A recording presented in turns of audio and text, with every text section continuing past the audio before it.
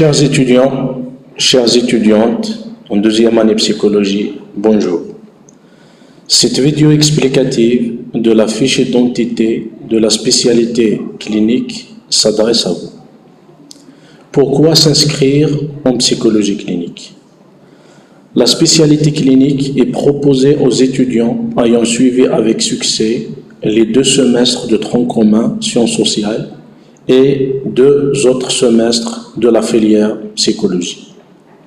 Elle a pour objectif d'assurer aux étudiants une formation théorique, méthodologique et pratique en psychologie clinique. De façon plus précise, cette spécialité est destinée à faire acquérir des connaissances de base, principes et règles de la pratique clinique, qui sont celles d'un futur psychologue clinicien, pouvant intervenir auprès de personnes présentant des pathologies, des troubles de comportement, de personnalité et aussi des personnes en difficulté psychologique, situation de crise, clinique de deuil, soins palliatifs, etc. Et ce, aux différents âges de la vie, la petite enfance, l'adolescence et l'âge adulte, ainsi que les personnes âgées. Préparer aussi bien évidemment les étudiants pour une formation à la recherche en master, c'est de s'initier à l'élaboration d'un travail personnel, mémoire et un stage pratique.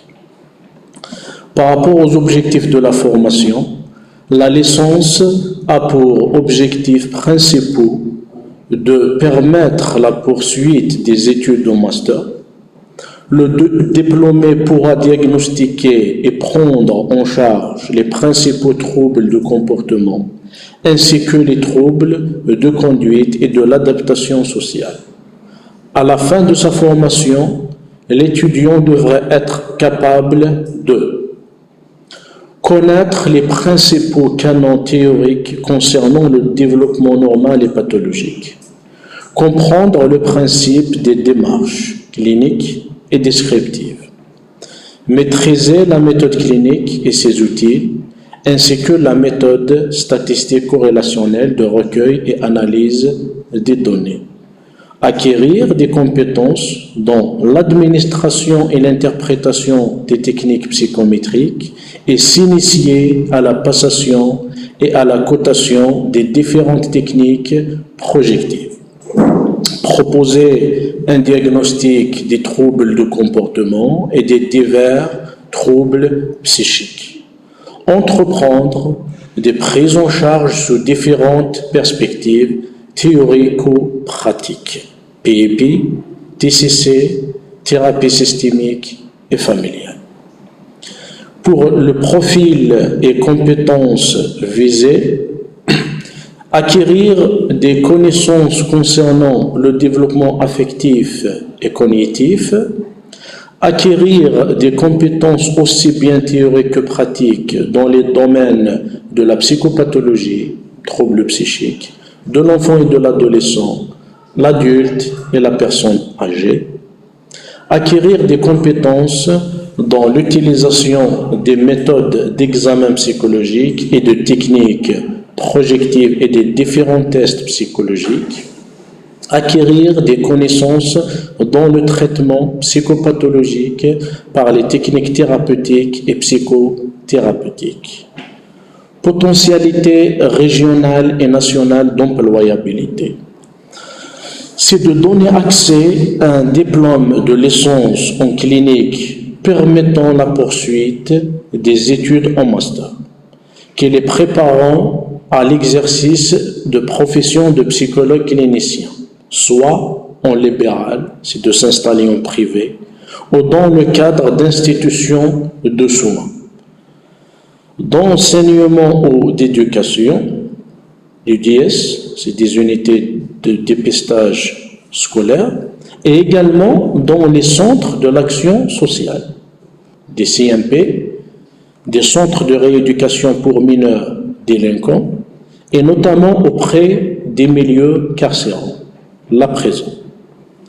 Par rapport aux passerelles vers les autres spécialités, cette formation permet des passerelles vers des autres spécialités de la psychologie enseignées au sein de l'université de Béjaïa, notamment l'orthophonie et la psychologie de travail et des organisations, avec lesquelles elles partagent le même tronc commun et un certain nombre de modules en spécialité.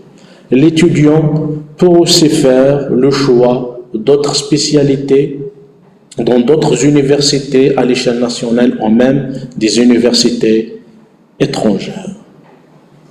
Maintenant, nous allons vous présenter l'offre de formation en licence 3, psychologie clinique.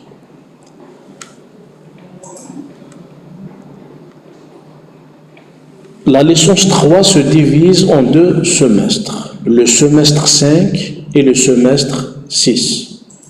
Par rapport au semestre 5, nous avons un ensemble d'unités d'enseignement, à savoir l'unité fondamentale qui contient des matières. La première matière, c'est la psychopathologie de l'enfant et de l'adolescent. La deuxième matière, c'est troubles de la personnalité chez l'adulte. La troisième matière, c'est les troubles du comportement. Et quatrième matière, c'est les troubles sensoromoteurs et performance, ou bien instrumentaux. Par rapport à l'unité d'enseignement méthodologique, nous avons la première matière, c'est méthode clinique et études de cas. La deuxième matière, c'est les tests de la personnalité. Pour l'unité d'enseignement découverte, nous avons parmi les matières au choix la psychosomatique. Pour l'unité transversale, nous avons gouvernance et déontologie de la profession et langue étrangère. Pour le semestre 6,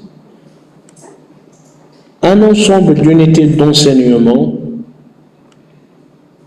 à savoir l'unité fondamentale.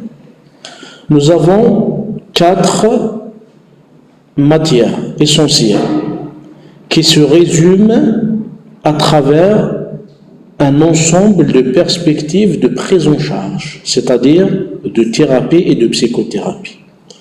Nous avons la thérapie cognitive et comportementale, qui se traduit par les initiales de TCC. Nous avons par la suite les psychothérapies d'inspiration psychanalytique, les PEP. Après, la thérapie systémique, qui est une thérapie familiale. Et à la fin, la thérapie humaniste. Par la suite, nous avons l'unité d'enseignement méthodologique, qui se résume au niveau d'un stage pratique et de réaliser un mémoire de fin de cycle.